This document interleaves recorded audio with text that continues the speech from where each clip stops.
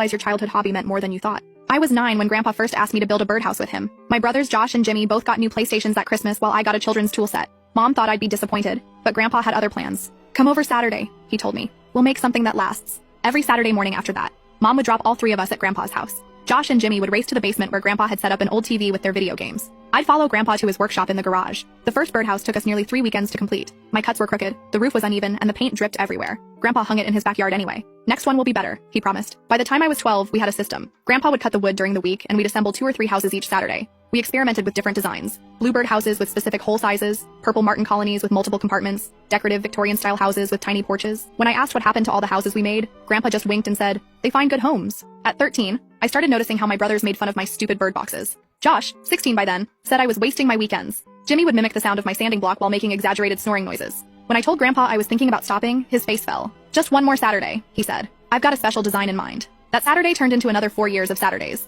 Through high school, while my friends went to mall, I built birdhouses.